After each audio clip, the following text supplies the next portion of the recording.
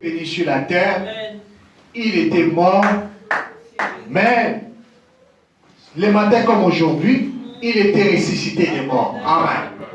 C'était un jour glorieux. Et Frère Branham dit que c'est le plus grand jour de tous les chrétiens. Amen. Quand je suis arrivé ici, je croyais que tout le monde devait être là déjà le matin. Je comprends que beaucoup de gens ne comprennent pas encore le sens des Pâques. Les gens ne savent pas ce que signifie le Pâques.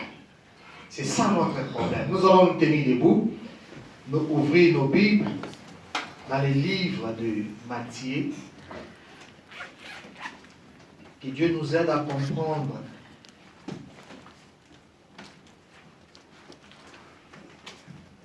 le pourquoi nous sommes ici.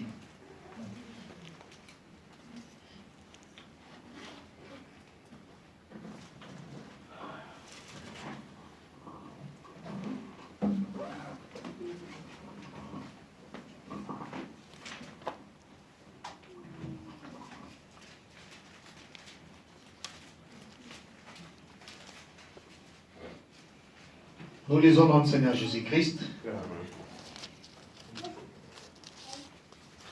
Après le sabbat, à l'aube du premier jour de la semaine, Marie de Magdala et l'autre Marie allèrent voir le sépulcre. Et voici, il y eut un grand tremblement de terre, car un ange du Seigneur descendit du ciel, vint rouler la pierre et s'assit dessus. Son aspect était comme l'éclair et son vêtement blanc comme la neige. Les gardes tremblèrent de peur et de vivre comme morts. Mais l'ange prit la parole et dit aux femmes, pour vous, ne craignez pas, car je sais que vous cherchez Jésus qui a été crucifié. Il n'est point ici, il est ressuscité, comme il avait dit. Venez, voyez le lieu où il était couché. Et allez promptement dire à ses disciples qu'il est ressuscité des morts. Amen. Et voici, il vous précède en Galilée. C'est là que vous le verrez. Voici, je vous l'ai dit. Amen. On prend Romains 8, 11.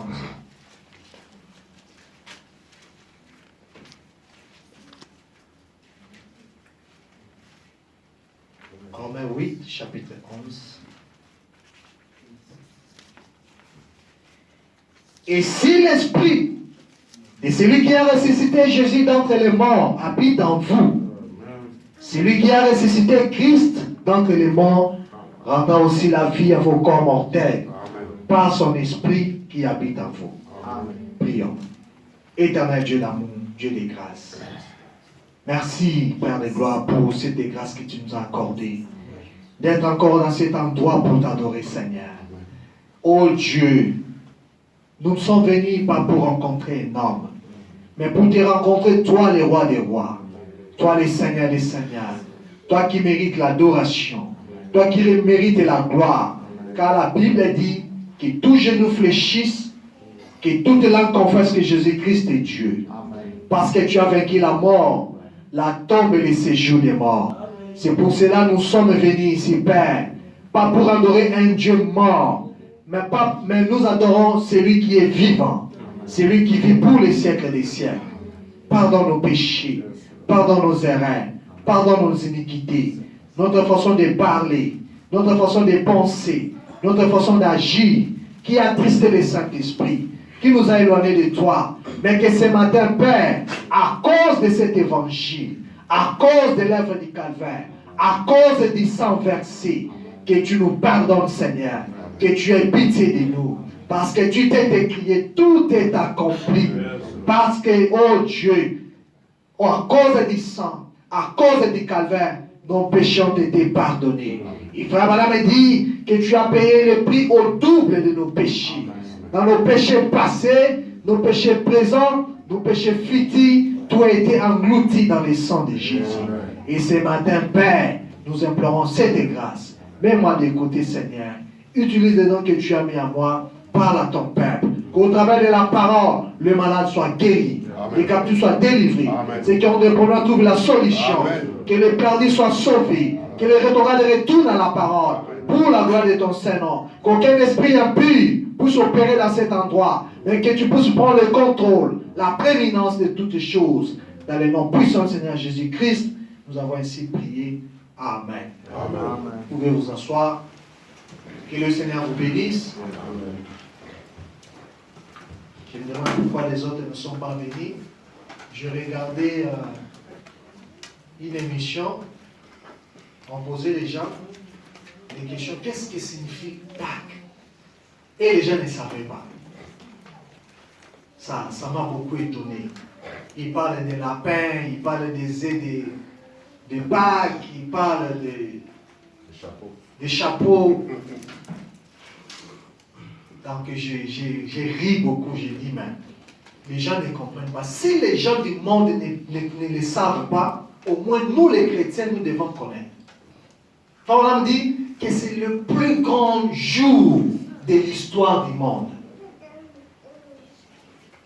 C'est ce qui a scellé. C'est ce qui a montré que la chrétienté est réelle. Amen. Ce qui a prouvé que Christ, Jésus est le Christ de Dieu. Parce que les Écritures disaient qu'il devait venir, qu'il allait mourir, mais le troisième jour, il allait ressusciter des morts. Voilà, s'il n'était pas ressuscité, il n'allait pas sceller le témoignage qu'il était le Christ, le Messie, le roi de Dieu. Mais puisqu'il était ressuscité des morts, cela a prouvé qu'il était le Christ de Dieu. C'est ce qui fait la force de la chrétienté de notre religion. C'est quoi? C'est la mort et la résurrection de Jésus.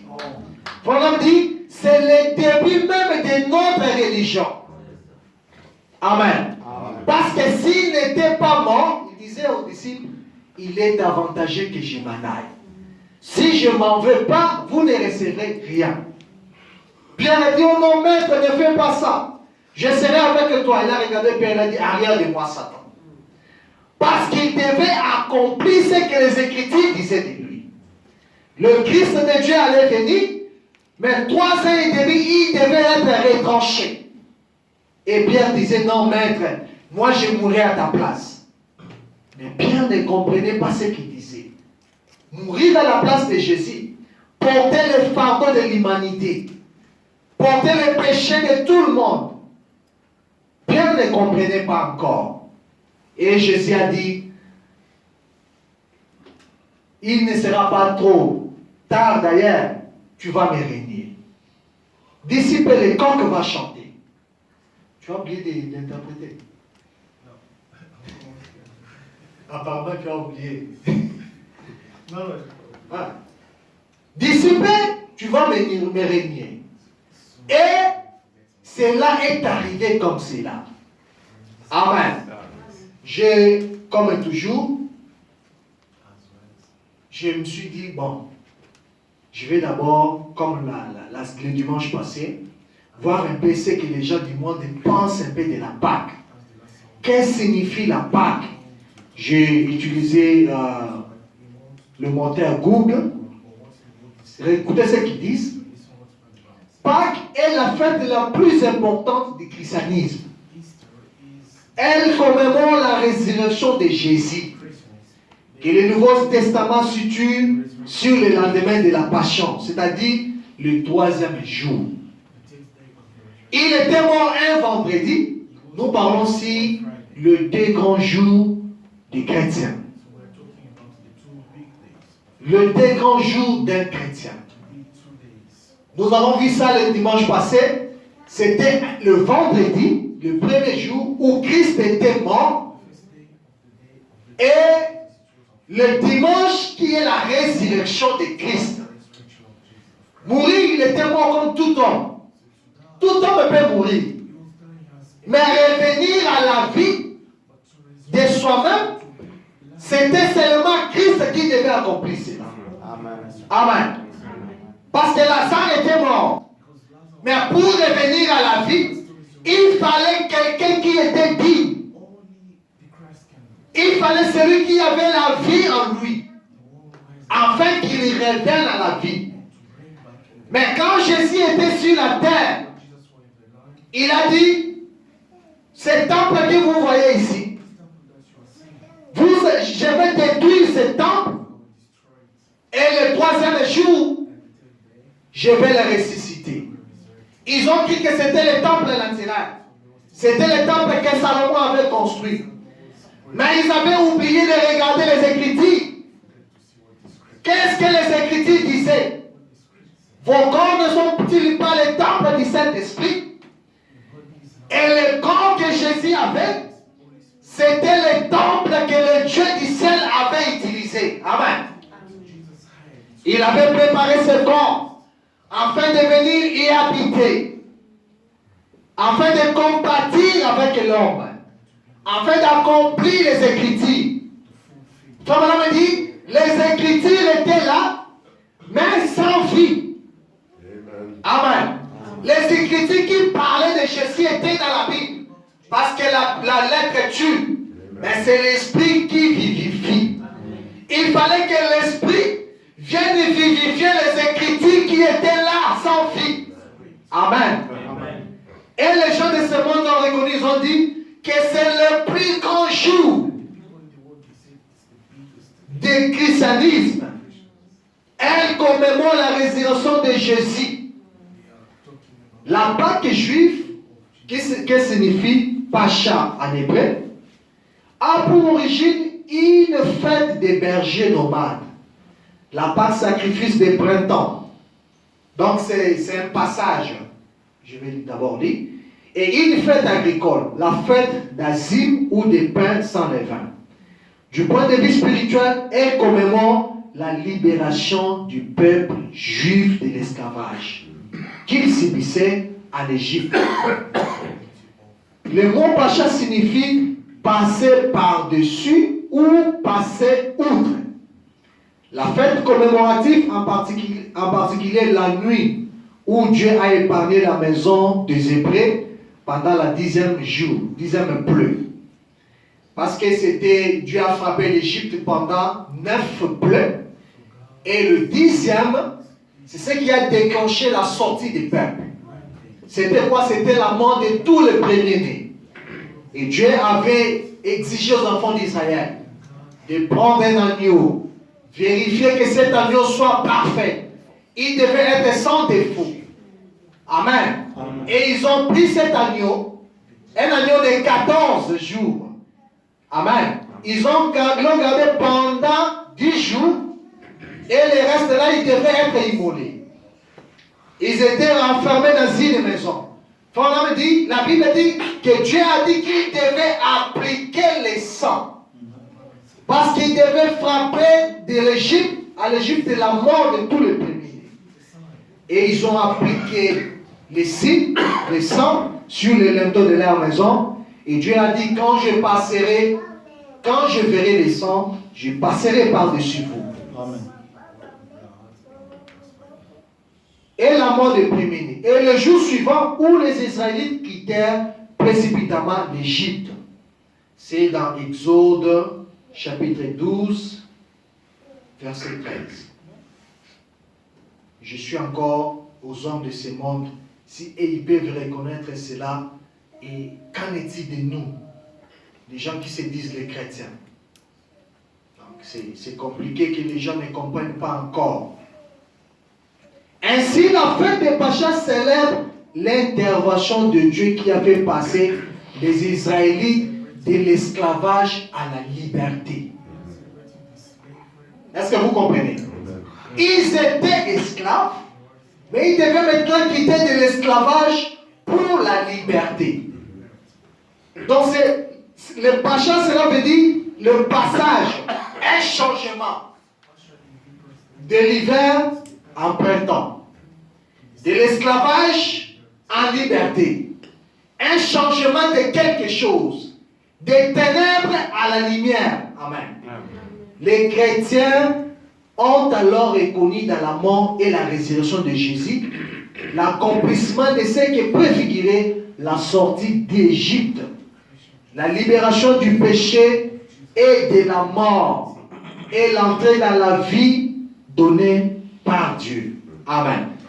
Moi, je vais lire 1 Corinthiens, je commence par là, ma prédication.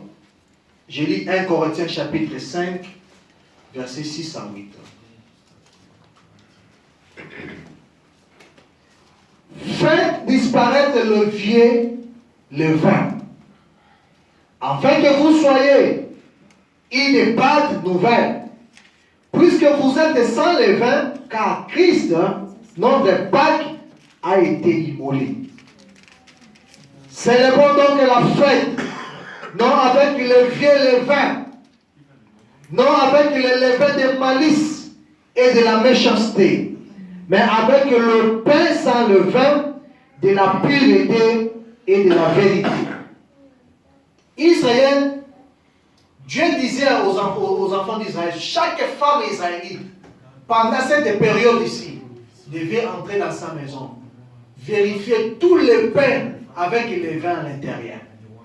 Tout ce qui est impur, qui ne pouvait pas participer à la Pâque, il devait tout enlever et mettre un nouveau pain qui devait être sans levain. Et Frère Branham dit que cela signifiait une ancienne vie. Une vie de la pureté, une vie de souillis, une vie de péché. Cela devait cesser pour enfin avoir le pain nouveau, une nouvelle vie. Et les gens ne comprennent pas l'importance de la Pâque. La même vie, la vie ancienne, la vie du péché. Chaque année, ça continue. Mais pour les Israélites, le Pâque symbolisait le premier mois de l'année. Cela était le premier mois de l'année pour les Juifs. Tout recommence à zéro. Tout commence de nouveau. Vous devez regarder ce qui est du passé, ce qui est du péché, mettre de côté, afin de commencer une nouvelle vie. C'est ce qu'on appelle le Pacha, la Pâque, le changement. De l'esclavagisme à la liberté. Nous devons changer les choses. Et Christ est le type parfait de cet agneau qui a été immolé là-bas, en Israël. Avant qu'il quitte de l'esclavagisme, avant qu'il quitte à l'Égypte, l'agneau devait mourir. Le sang devait être versé. Le sang devait être appliqué. Tout celui qui n'avait pas appliqué le sang, l'ange de la mort allait entrer dans sa maison et l'ange allait le frapper. Amen. Amen. C'est avant la liberté. C'est la même chose avec nous.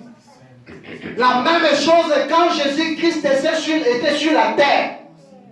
Avant que le peuple de Dieu soit libéré, il fallait que l'agneau qui était innocent, il fallait qu'un agneau sans défaut. Il a dit aux pharisiens, qui d'entre vous peut m'accuser du péché? Qui connaît ma vie, qui peut dire que tu avais fait ceci, cela? Parce qu'il devait être un agneau sans péché. Quand il est arrivé devant Pilate, Pilate a dit, je n'ai rien vu de mal en cet homme. Il devait être balancé pour voir s'il était pris ou pas. S'il avait un défaut, il n'avait pas de défaut. Et Pilate a dit, je n'ai pas vu de défaut. Amen. Pendant tout ce temps, il était en train d'être vérifié s'il était digne ou pas. Mais Jésus savait qu'il était digne. Parce qu'il a dit, qui de vous peut m'accuser du péché? Et il montait maintenant, nous avons vu le dimanche passé, le dimanche des Rameaux, qu'il a fait son entrée dans la vie. Pourquoi la vie de Jérusalem? C'est parce que quand Job était encore en vie, Job a regardé, il a dit, mais tous les hommes meurent. Je vois les arbres mourir, revenir à la vie. À l'hiver, l'arbre meurt, c'est comme s'il devient sec. Mais en printemps, ça commence à revenir. Quand on arrive à l'été, le feu il redevient. Mais qu'en est-il de l'homme? L'homme est mère et il part. Il n'y a pas de l'espoir pour l'homme. Mais là, Job, tout en étant prophète, il a reçu une révélation. Il a dit, oh, mon Rédempteur est vivant. Amen. Il se lèvera un jour, il se lèvera le dernier, et il va ressusciter. Job avait vu la résurrection. Amen. Job a vu la résurrection. Et il a acheté une terre où on l'a enterré. Quelques années plus tard, il y avait encore un homme qui avait vu la même chose. C'était Abraham. Abraham, quand il est mort, on dit qu'il est allé acheter la terre qu'on appelle le Macpéla à côté des tombes de Job. Amen. Parce qu'il savait qu'un jour, il y aura la résurrection. Et Abraham a enfanté Isaac. Isaac aussi, tout en étant prophète, il était enterré à côté de son père Abraham. Et il a enterré aussi sa femme, Rebecca, à son côté. De son tour, il avait eu comme enfant Jacob. Quand Jacob est parti en Égypte, il a dit à son fils Joseph, jure-moi sur ma cuisse que tu ne vas pas enterrer mes os ici. Amen. Que tu vas me ramener à la terre promise, au pays de la promesse.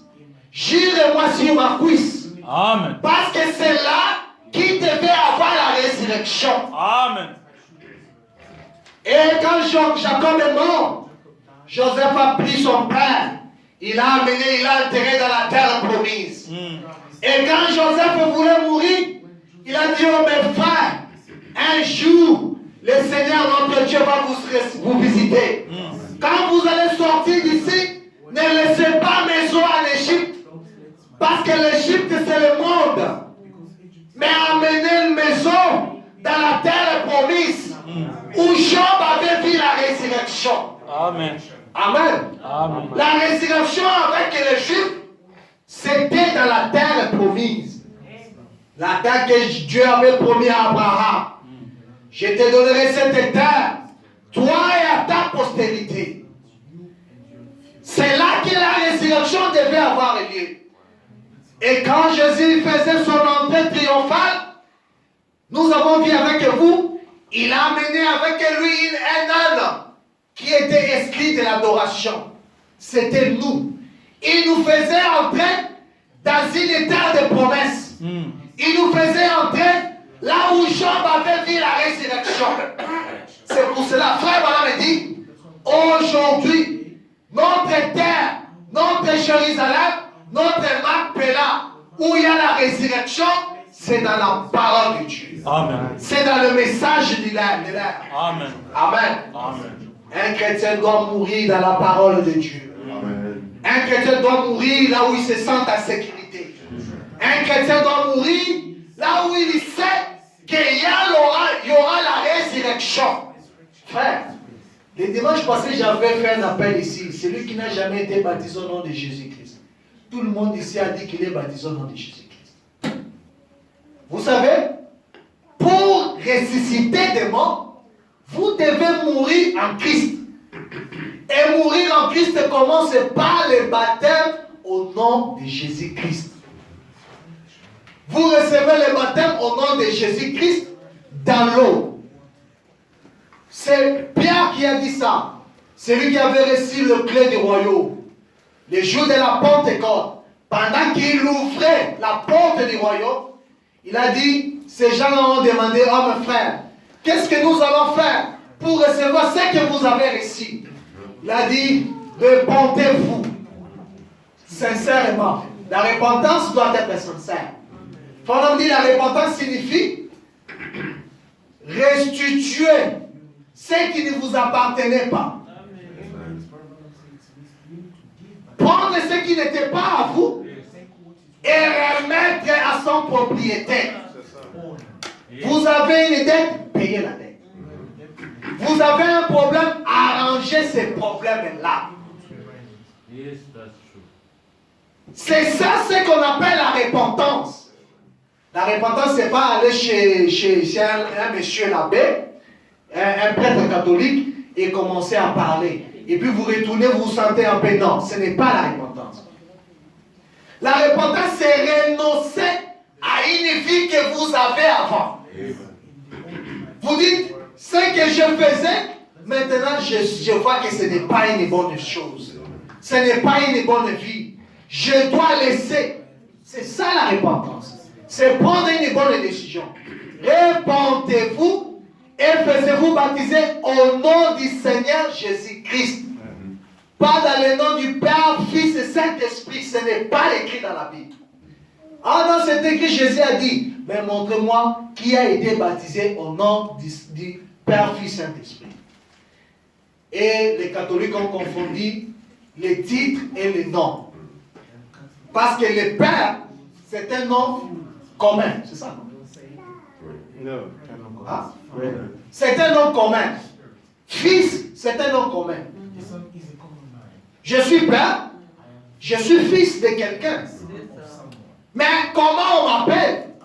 C'est ça le problème. Il n'avait pas reçu la révélation. Mais Pierre avait reçu la révélation parce que c'est lui qui avait la clé du royaume. Il a dit le nom de Père, Fils, Saint-Esprit, c'est le Seigneur Jésus-Christ. Faisez-vous baptiser dans l'eau au nom de Jésus-Christ pour la rémission de vos péchés. Quand vous êtes baptisé dans l'eau, ça, après qu'il devienne, Dieu va vous pardonner. Et enfin, il va vous baptiser de son esprit et de feu. Il va vous baptiser de feu et de son esprit. Parce que le feu doit venir premièrement, afin de détruire, de briser tout ce qui est du mal, pour que le Saint-Esprit vienne y habiter dans votre cœur. Sans cela, même si vous criez ici, vous tombez. Le jour où vous allez quitter cette terre, vous ne serez pas sauvés. Parce que le chemin de recevoir le Saint-Esprit, c'est commencer d'abord par le baptême d'eau au nom de Jésus-Christ. Amen. Alors, nous avons vu que les Juifs, avant de quitter, il fallait qu'ils puissent immoler l'agneau. Ils ont immolé l'agneau qui était innocent. Ils ont appliqué les signes. Ils ont appliqué le sang sur le linteau. Un chrétien aussi, chaque chrétien aussi doit faire la même chose. Tu dois appliquer les signes. Tu dois appliquer le sang. Tu dois recevoir le Saint-Esprit.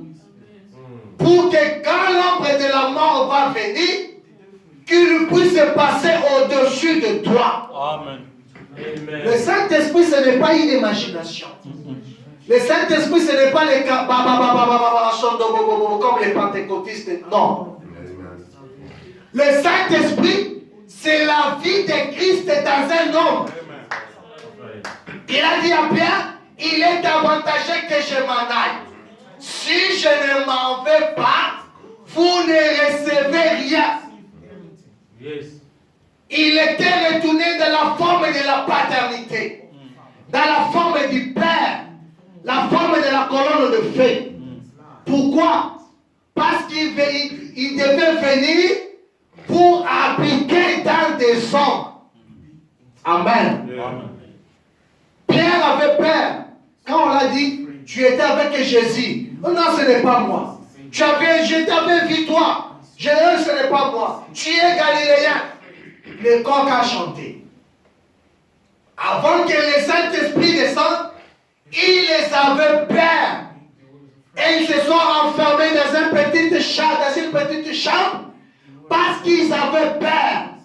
Mais quand le Saint-Esprit est descendu, ils sont sortis et qu'ils avaient peur. Et ils ont commencé à manifester la vie de Christ. Ils ont parlé à langue. Les gens confondent la langue là. Oh non, ils parlaient une langue inconnue. Mais la Bible nous dit, les gens qui les écoutaient, ils disaient, les gens qui écoutaient disaient, mais tous ces gens ici sont des Galiléens. Comment est-ce que nous l'écoutons dans nos langues à nous? Par exemple, nous comme ça. Vous sortez ici, vous commencez à parler le pur Dieu qui comme est. Ils disent, mais comment est-ce qu'ils ce sont des Africains? Comment est-ce qu'ils parlent même notre dialecte à nous? Donc ce n'était pas des langues que personne ne comprenait, non. Ils les parlaient dans une autre langue qu'eux-mêmes ne parlaient pas. Par exemple, un Swahili ici, qui va commencer à parler Chiluba. Mais vous allez dire, mais où est-ce qu'elle a appris ça? Moi, je suis avec elle, mais elle ne parle pas. Où est-ce qu'elle a appris ça? Donc, ce n'était pas des langues comme ça que les gens ne comprenaient pas. Et les pentecôtistes n'ont pas compris cette révélation. Aujourd'hui, ils enseignent même dans leurs églises l'enseignement sur le parler à langue. Les gens sont assis là. Roshondo bobo bobo. Tout le monde répète Roshondo bobo. Ah bah bah bah bah. Ah bah bah bah bah. Ah bah bah. Ils confondent ces choses-là. Frère Gemma. Frère Noël. Est-ce que Gemma? Tu n'as jamais écouté ça? Tu n'as jamais vu ces enseignements? Moi je vis. Ils les enseignent comme ça. Ils ont confondu ce que la Bible dit de langue inconnues. Ils se sont arrêtés là au lieu de continuer pour voir que ces gens ont dit, mais ces gens ici sont des Galiléens. Comment est-ce qu'ils parlent dans une langue que nous comprenons? Donc il fallait que Jésus-Christ puisse se donner sa vie afin que son esprit soit déversé dans l'église. Et quand l'esprit de Jésus est déversé dans l'église, c'est ça le signe. C'est ce qui vous épargne du fléau. C'est ce qui vous épargne de la mort. C'est ce qui vous épargne de beaucoup de choses. Amen. Nous avons lu ici avec vous, c'était une sortie de l'esclavagisme pour la liberté. Et frère Branham dit, tous les saints de l'Ancien Testament, tous les saints avant Jésus étaient dans la tôle. Ils étaient esclaves. Ils étaient enchaînés par les diables. Mais ils attendaient ces jours-là. Ils attendaient ces grands jours. Les jours glorieux. C'était ce jour comme celle-ci. Le grand jour de tous les chrétiens. C'était quoi? C'était la mort et la résurrection de Jésus. Amen. Mourir, il devait mourir comme tout autre